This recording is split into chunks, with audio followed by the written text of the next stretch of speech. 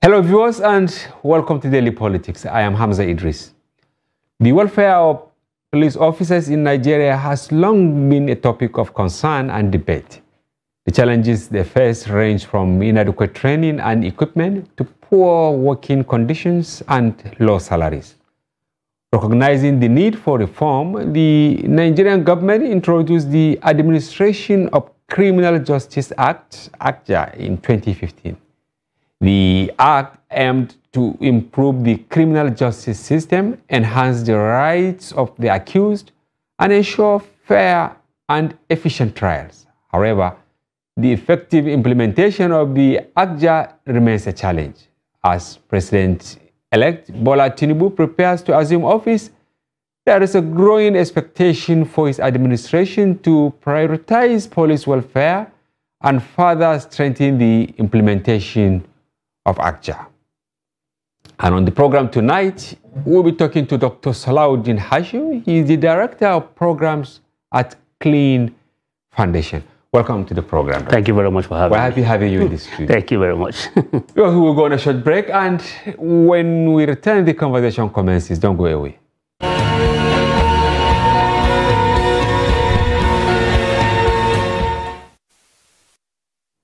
Yes, Doctor, welcome back. Thank you very much. We deliberately chose this topic, and we want to narrow it to actually assault on the police. Is the topic of the town, and Absolutely. We have this feeling that amid the political wrangling, struggle for positions, inauguration, and all that, the people who are supposed to take care of us, they are actually under siege, and a case in hand is the alleged assault by Seun Kuti on a police officer in Lagos. What is your take on this?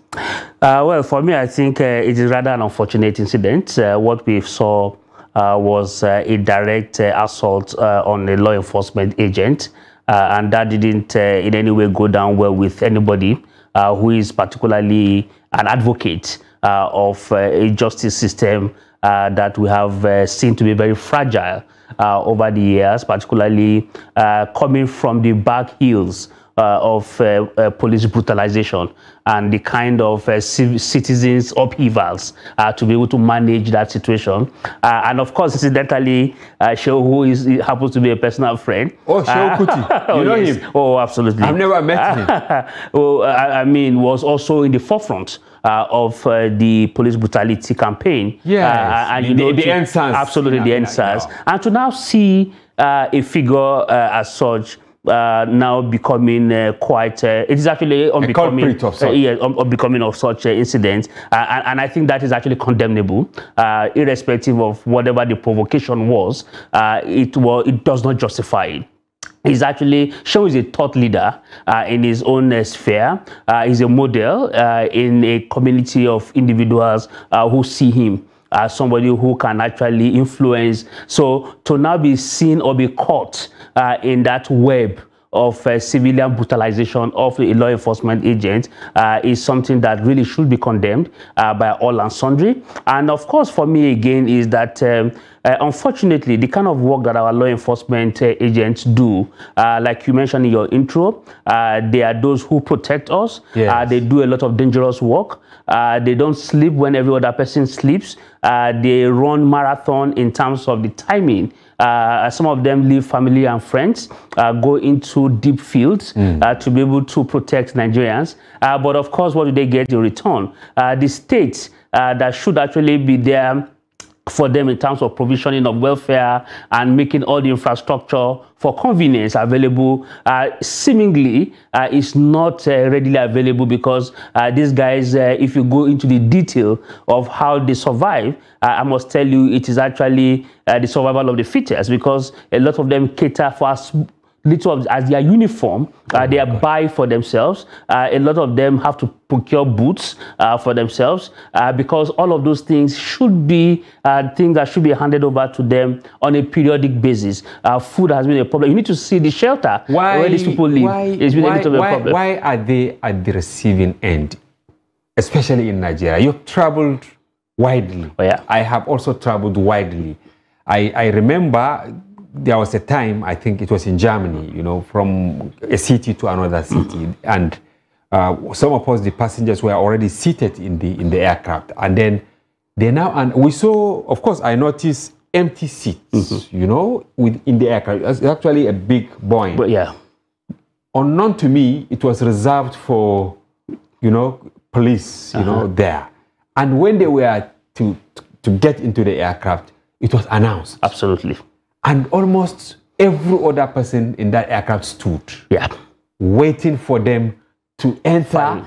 And they entered, they sat before any other person. So why are we not having that here? Environmental factors, unfortunately, and of course, maybe the absence of recognizing the kind of effort that these guys also put in. I led the advocacy for about 3 to 4 years ago. Okay. Yes, pushing for providing that public recognition for security agencies. Like and the police, EPIS has started it. Absolutely. Okay. Yeah, even, unfortunately, a lot of the time in this country, we talk about human rights, but we don't speak to issue of human responsibility. When you human right and human, they are two different things. They are two different things. You know, there are citizens' responsibility. Okay. So you cannot be consistent about the issue of rights. Okay, the question of responsibility. Their right. Yes, but there's a burden of responsibility on citizens. For instance, all of us are filing on an ATM queue. Yes. Now we see a man in uniform approach the queue, for instance, and he stood on the queue. I mean, citizens' responsibility suggests that you give him that right of passage. Let him just first of all say, because he's actually on an emergency work, and because of the kind of work he does, he needs to actually get back to his beat. He probably needed to just use the machine, do some quick transaction, and go back to his beat. A life will be saved wherever he's going to be stationed, you know. So those kind of things, but unfortunately, because of the perception we have about law enforcement agencies and the experiences we have had over the years, the moment you encounter them, you have this first proxy to say, look, maybe this guy wants to intimidate and all of that. And I've seen a lot of situations where citizens have said, no, let him also go and join the queue. But now EPIS, to be very honest, is now being very proactive. They announce boarding and they call men in uniform first, the army, the police, that if you are a man in uniform and you actually were on top of it, please proceed for boarding first before they call women with children and operate. So that for me is something prioritized. So it's actually creating some kind of imagined model of thinking, changing the mindset of institutions to now know that we need to give them that place of recognition in the public space and in some compartment of what we do, so that at least despite the difficulty they face, because they're actually caught in a dilemma. Citizens see them and dislike them because of the experiences they had with others in the past. Okay, the states that should actually be their protector have now become an adversary to them also. So you abandon them with all of those welfare and issues that we have mentioned earlier. So they are caught in between. Okay, so unfortunately, that is the circumstances that security and law enforcement agents have found themselves. So, but there is always a way of dealing with it. And the way of dealing with this is trying to create a system and a mechanism that helps to modernize the thinking of both citizens and the state in terms of the management of security agencies, particularly the police, in this particular country. And of course, that was actually how the ACJA was actually giving birth to. Okay, yeah, before we get deep into the ACJA, at what level did we miss the road? What am I trying to say?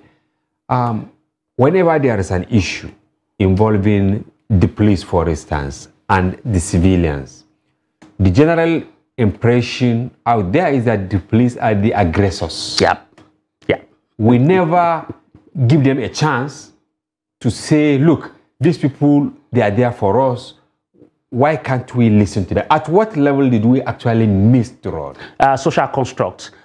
It is actually the perception. Well, maybe not a perception now. Maybe the reality of the fact that police was actually established for regime protection. That the police actually, from pre-colonial time, were actually designed to protect the colonial masters. Okay, so that thinking has actually now dovetailed into what we have in modern day, where the police and other institutions has now been created to be perceived as being there to do the bidding of the master against the citizens. So that in itself was where that erroneous mindset actually came to be. And of course also because of previous experiences. Yes. And you know too well that we have talked severally about the activities of the IRT, the SARS, and all of those, and the kind of event and the expose that we have also seen, and the several revelations, and the kind of nefarious activities of not just only police officers, but security officers in general. We have talked about a security man, an army, for instance,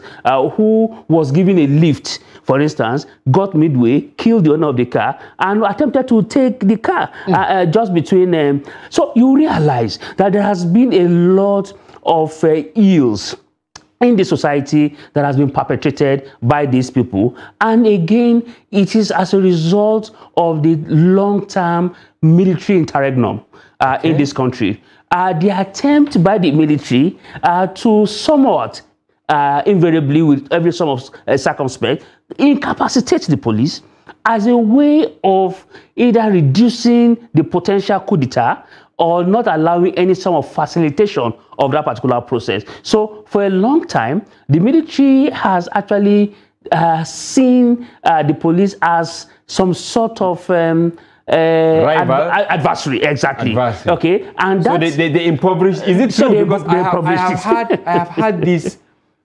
severally that during the military era, the police was actually impoverished in terms of provision of equipment, in terms of even where they live. Oh yeah, they were mercilessly abandoned. Oh yes, that was actually the case, and you know too well that a lot of students of defense and security can actually put all of those traces to suggest that it was a long era where the police in itself lost the vision that originally established it. Okay, because at that time, that was where the conversation around the erosion of internal security actually evaporated, because we now saw a very big defense architecture that is actually undermining internal security because, of course, at that time, we were not exposed to these kinds of situations. So we didn't see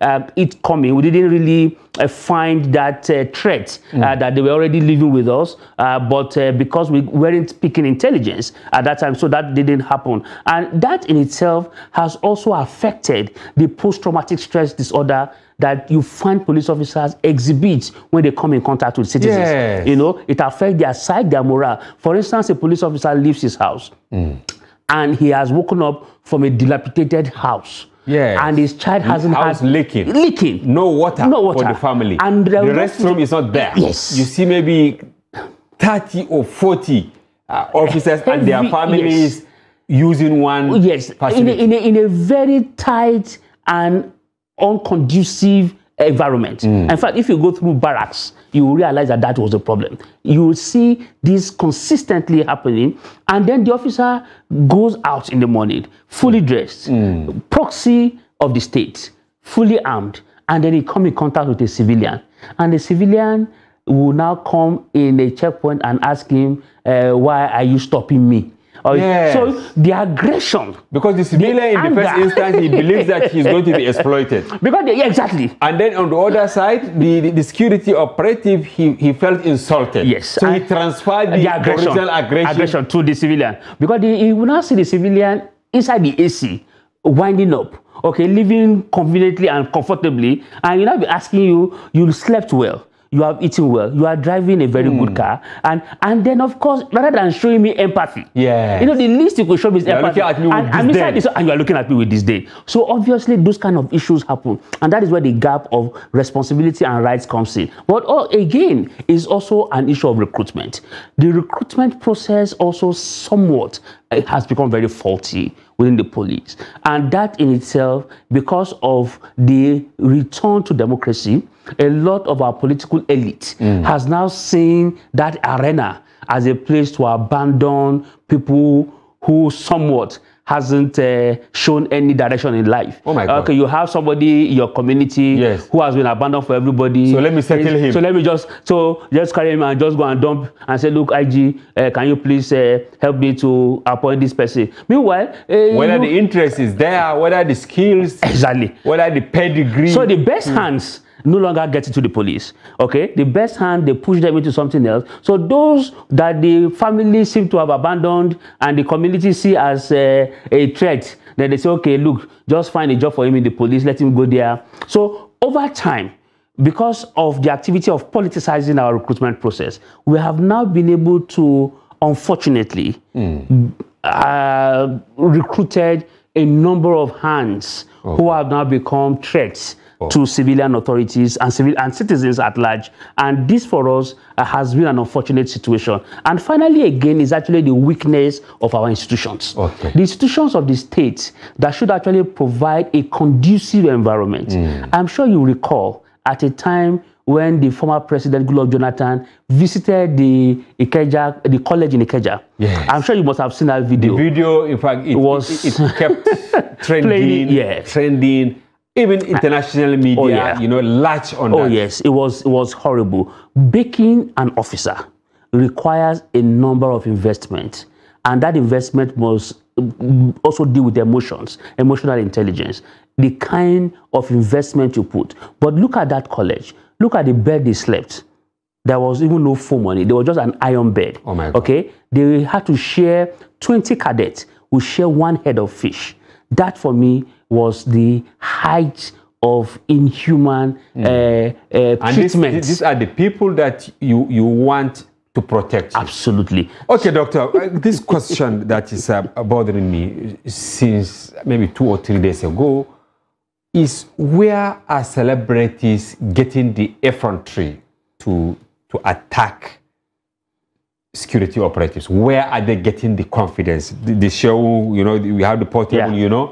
Not long ago, there was this woman. They said she was wife of MQ Abiola, you know, a certain professor who actually manhandled. Of course, the case is in court, but I don't think it is wrong for us to cite it as an example. Oh yes, I mean, basically, I think I will begin by saying that substance abuse is one of the very quickest way where most of these celebrities, and you know too well that unfortunately for us, I must commend the NDLEA boss who is doing a whole lot in that direction. And I know in recent time, some of those comedians who also have been busted and they have gotten quite a lot of substances from their house. Substance abuse on the increase in this country. And our celebrities are not very good models, I must confess to you.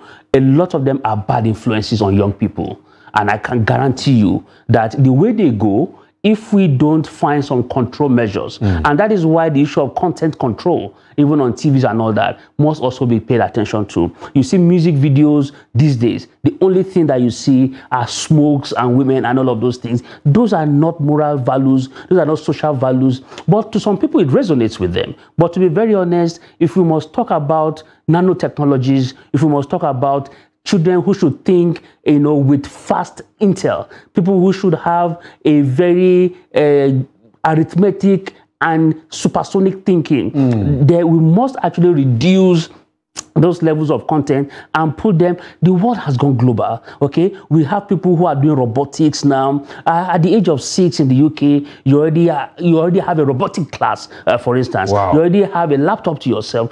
You are actually wired from that age to start thinking creatively. And that is where inventions and innovations are coming in. You see, because the environment is conducive, most of their models are people who, but unfortunately for us in Africa, we learn the wrong things more. Okay, and unfortunately, the way it permeates amongst young people now, and that is because of mad bodily. I'll give you one instance, and this is not because we want to call it. At a time in this country, young people have not turned themselves to Malian. They say they are Malians. They are Malians. Don't go to school. That is the way to go. Yes, the Malians don't go to school. Malians don't. Without prejudice to the real Malians, without prejudice, they have, absolutely. You know, their own niche. Exactly, and they what they don't know, appreciated. They don't know.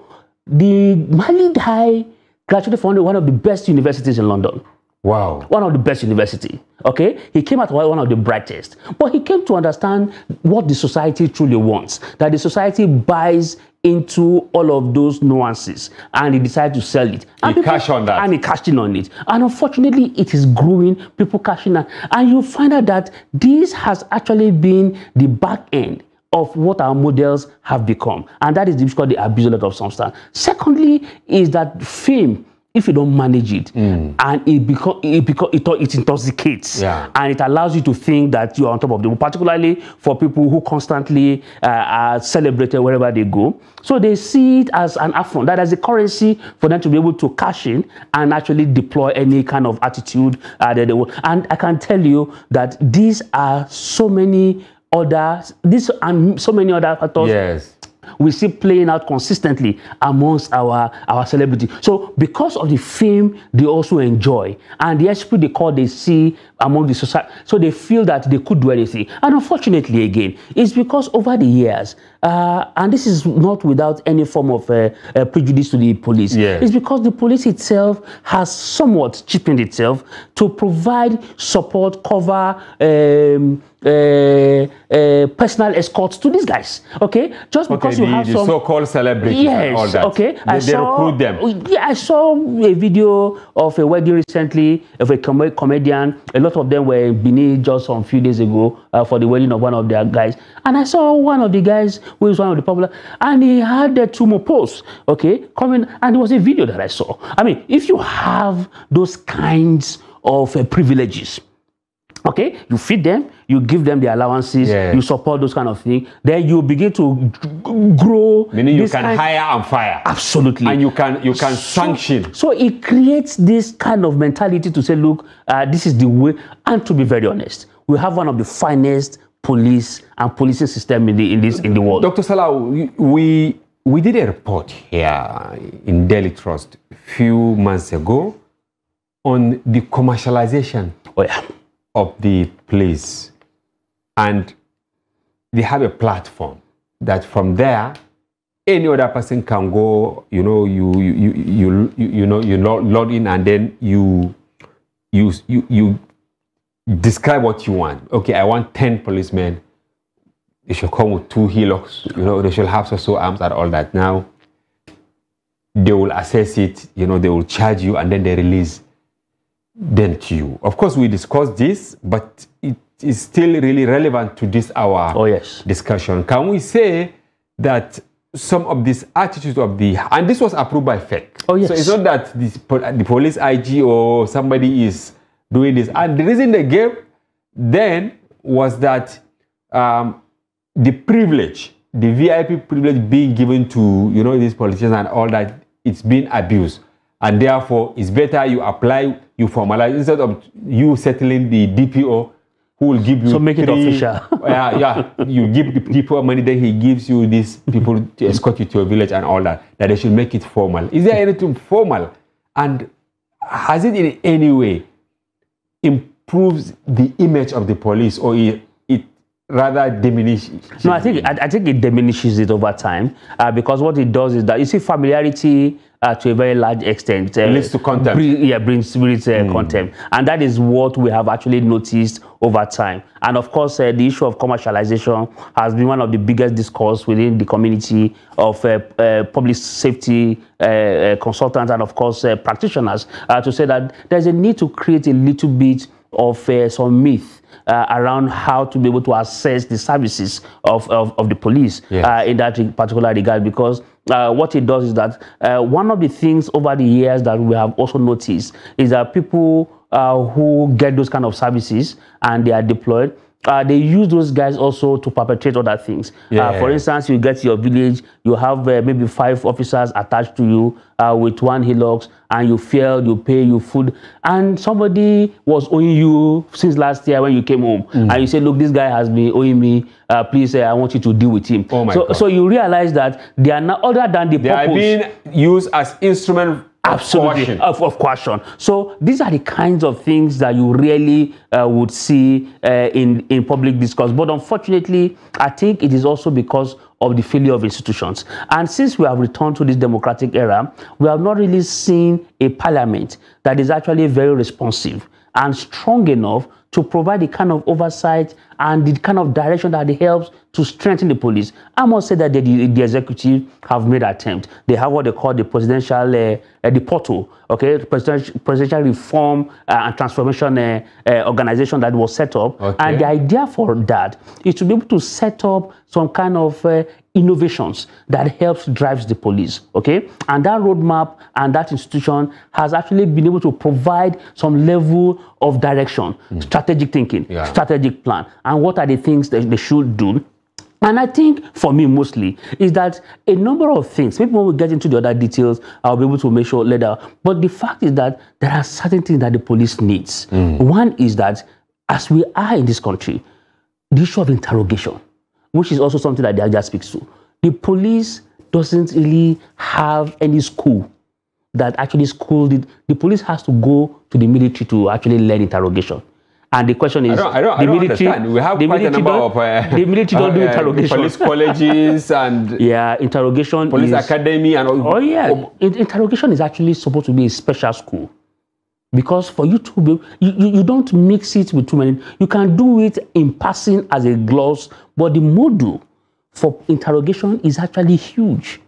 And that is why when you... So are you saying that some of the contempt against the police is self-induced, maybe because of the manner, the way they do their things, and that is how the society is also treating them? You know, the issue is that when you meet a man that stammers, okay, if you provoke him too much, he doesn't know how to, he just becomes very aggressive. Yes. You know, and that is why when you don't know the right question to ask, when you hit somebody or you meet somebody and you have taken the person into custody, how you're able to get the truth out of it, your investigation process, okay, is very fundamental. What are the lines of questions that you must actually ask? And the moment you don't have those lines properly, you start beating the person. And you have actually violated what the existing extant law actually says. But we use slap to ask for a question here. But meanwhile, there are people who are actually trained to extract information. And that is exactly what we are talking about. Right. You must be able to find a way to institutionalize the issue of interrogation. It is very important. Secondly, is intelligence. We had one school of intelligence that also requires that the new administration, and I'm happy in your intro, it is like an agenda setting for the new administration. Yeah, we have so. The school of intelligence is something that the police and the police authority and the new administration must also pay attention to. The police requires it. You cannot have an organization that is in charge of internal security, but does not have a robust intelligence services. That, for me, is one of the key gaps that is also within the system. All right, thank you very much for actually talking elaborately on assault on the police, including the factors. Absolutely. We'll go on a short break, and when we return, we will make a big dive into the ACJA 2015. Viewers, remain with us. We will be back shortly.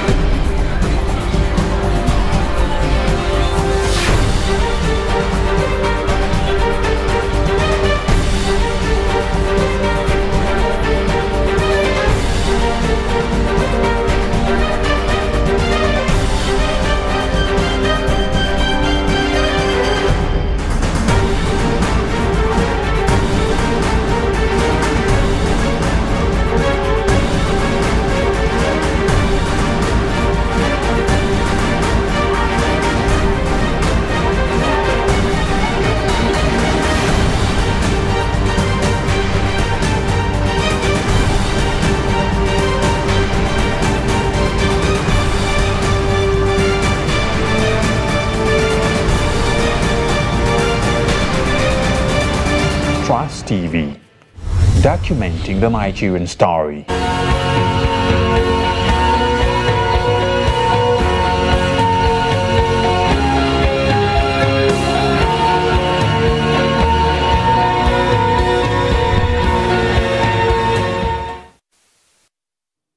Welcome back. If you are just joining, you are watching Daily Politics on Trust TV. Do well to follow us across our social platforms on Facebook, Instagram, and watch us live on YouTube.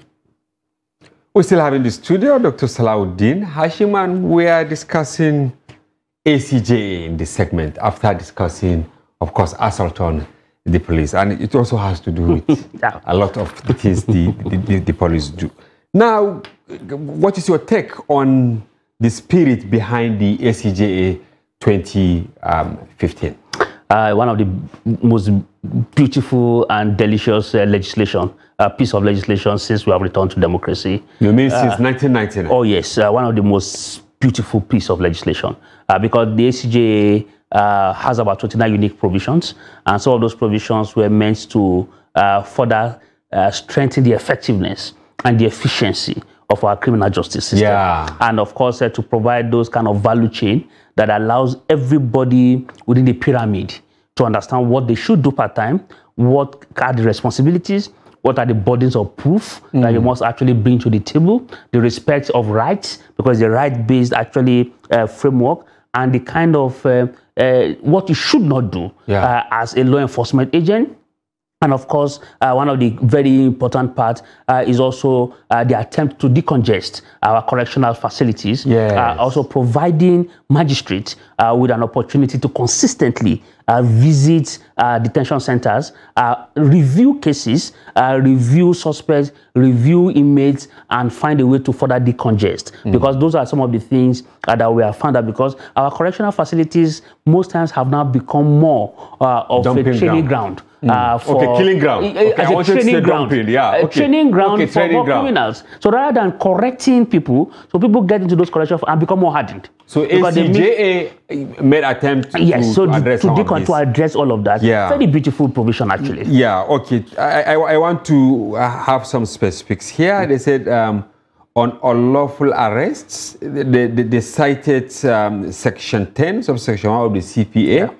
The police, before, they could arrest anyone who has no ostensible means of sustenance and who cannot give a satisfactory account of himself. That was before. But now ACJA said, no, you can't just arrest someone arbitrarily. You need warrant. Absolutely. Is this working now? Unfortunately, it is not. And the idea behind it also that some stakeholders have argued is that if you have somebody on a wanted list and you encounter the person, for instance, maybe the person was wanted in Lagos and the person ran to Abuja or Warri, and you encounter the person, are you going to, first of all, need to rush to go and secure and order? So those are some of the operational challenges that some of these guys have also. But in terms of a typical arrest, those are the things that they should expect. And of course, in your intro, very beautifully, you also started by saying the issue of implementation. And that for us has always been an issue, even though consistently we have always engaged with the Nigerian police to let them understand the compliance with this particular provision, because the ACJA made it very clear that if you are going to arrest, for instance, you must be able to provide me with a warrant. Two, if you are going to search, you should be able to also allow me to search you first, and which you must also come with the search warrant. And that it says that, look, even if you arrest me and you are going to interrogate me, I must be accompanied by a family member, or a lawyer. So that even while taking evidence, someone will serve as witness. Absolutely, so that at least I have somebody. Because there is this allegation that suspects will write under duress one statement, and when they are taken to court, it changes. You see completely different. Absolutely. And this brings us to the issue of torture and interrogation. Earlier in the first segment of this program, you made mention that the police require special training on interrogation. Absolutely. Now, you said institution. Is it that this institution should be domiciled within the police academy or police training colleges, or they should be posted to maybe specialized schools where they should learn how to interrogate people? Because there are many ways to extract information from suspects. There are special ways.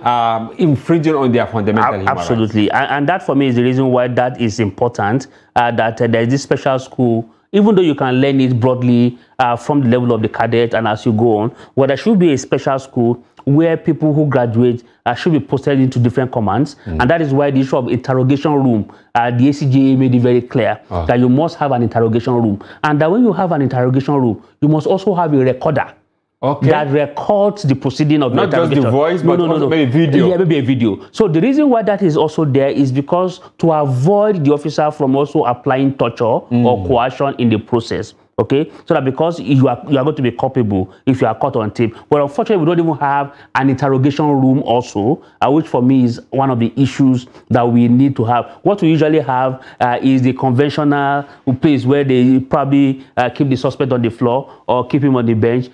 But there should be a specialized interrogation room where you have a video, you have a recorder, then of course the process is actually going very smoothly. And then of course, even from the outside, somebody can be watching.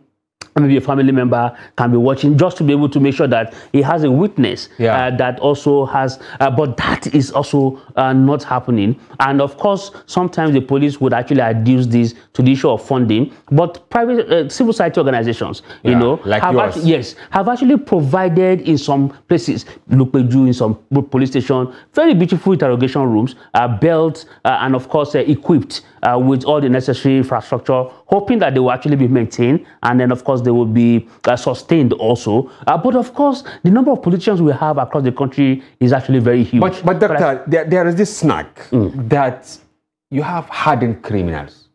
That extracting information from them is just not possible because, you know, they are hardened. And now, is it allowed to actually use coercion to extract this information, or this brings the issue of maybe having lie detector? So no, you know, the issue is that if you are if you are an expert in interrogation, you will know that you can't conclude the interrogation on the spot or in a day. Because already, if you are very key and you are an expert, there are patterns. There are patterns. I can take some part of the statement today. Tomorrow, by the time I come, my line of questioning will make you either contradict what you told me yesterday. And over time, you realize that when you notice that you have contradicted yourself over a period of time, those who are experts in psychological engagement now understand that, look, these are the ways to go. I mean, if you go to the FBI, CIA, and some of those intelligence agencies, a number of them are specialists when it comes to extraction of criminologists. Absolutely. So there's a need for expertise. So a lot of the time we have our police officers go into reading law and all of that. But I think we should have people who go into criminology more, to understand some of the ingredients. And psychologists, right? Yeah, exactly. Who can read minds. Because with your eye contact, I'm able to tell if you are lying or not.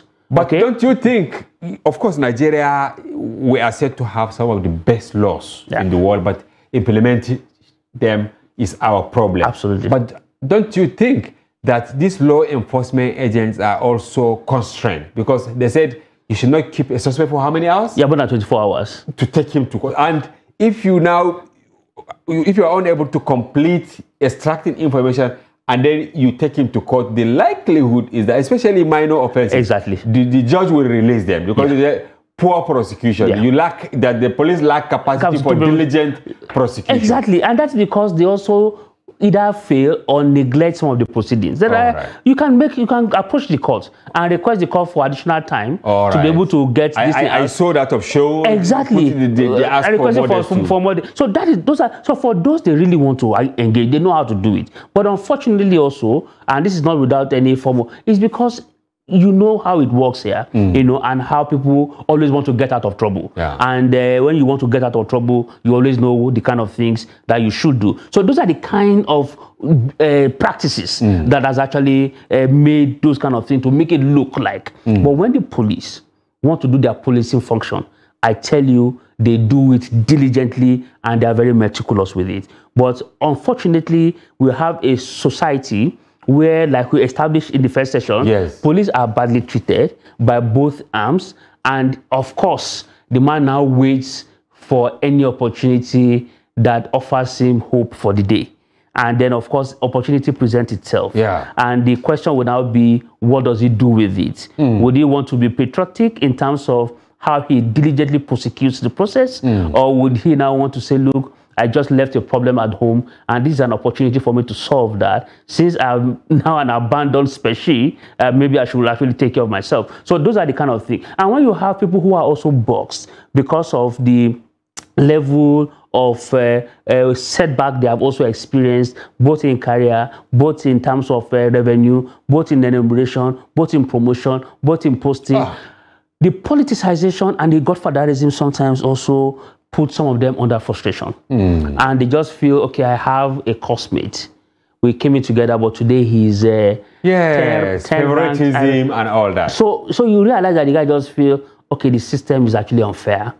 So if the system, so those are the kind of feelings that we have. Okay, maybe this issue of plea bargain, what will you say on it? Because it is also part of the plea bargaining is actually an interesting and emerging concept, which has also been tested globally. Because in the global community, it has also been seen as something that allows you to come into terms. Okay, this has happened. Okay, I take full ownership. It does not mean that you are going to escape the wrath of the law. But of course, you can now say, okay, you can give back X, Y, Z to the state as part of forfeiture, because it has been, and mostly in corrupt cases, where you have people who have actually occupied public offices, or for those who have actually made fraudulent acquisition of certain assets. So those kind of things are global templates that has actually happened. But the question also is usually, and we have seen the case in recent time, when those forfeitures happen, what happens to them eventually? They are relooted again. That is where the problem really lies. So it is very important that when we have some of these templates, we also have a commission. And I'm happy recently we have this Proceeds of Crime Commission that is also coming up on stream, where we are going to be having it's monitoring all of the entire value chain of assets that comes in from criminals, and of course those who have actually stolen our commonwealth. But yes, whether they are going to eventually end up as our commonwealth is an issue. But I mean, the concept of a plea bargaining is emerging, and is a way of providing some level of balancing to those who are suspects and to the state, and of course making sure that at the end of the day the society benefits. And we also have this suspended sentence and community service. You earlier mentioned it lightly. Oh yes. That magistrates and all that, they should be visiting correctional facilities. Oh yes. The idea is to decongest. So because there are some crimes that necessarily doesn't need you to keep people in maximum facility. Facility. So you can actually put people into community services, spend some few days or some weeks to do that, and of course at the end of the day, so it gives them that sense of responsibility. And of course the idea is that it allows people to be able to now come to their right thinking, to now understand that what they have done isn't right. For instance, I mean, this is actually a very full castration now. The guy, Hush Puppy, I understand that he's one of the most well-behaved inmates in the prison. That he washes the toilet even better than any other person. Hush Puppy? Yes, oh my God. That he washes the toilet better than any other person. You know, unfortunately also, our senator... Is he not really setting trap for them? So you see that he's coming back to his senses. I mean, he realizes... But I mean, don't you think that maybe he's setting trap for them to say, okay, he's well behaved, and then maybe they suspend it and say, okay, you can go, and then he gets back to this. You know, the good thing is that in those crimes, they are not casual. The processes and procedure they apply, okay, you can't cheat the system. Okay, no matter how they are so efficient. There are triggers that allows people to understand when you are just trying to undermine the system, or you are trying to. They will detect you. It doesn't take too much time. Wow. Okay. Wow. In no time, our senator, who also has been has also become a teacher. Okay, who is also teaching people English in prison. Who is that? The Senator Koramadu. Wow. You know, so he's teaching now. He's teaching. This is a new discovery. This is very interesting. So these are some of the things that we find also happening. Oh my God! I wish we can continue with the conversation, but I want just a word or two on what President-elect Tinubu should learn from this and how to make it better, the ACJA? Yeah, I think... in 1 minute, please. In 1 minute, I think most importantly is that the compliance and the implementation. Because the provisions are there. And the provisions are there. Fantastic laws. Fantastic So law. let's comply Let's comply with it. And that's the most important. Thank you very much, Dr. Salahuddin Hashim, for your well-informed perspective on this very much for having very me. important topic. And that's a wrap on today's program. Viewers, thanks for watching and do join us again. I'm Hamza Idris.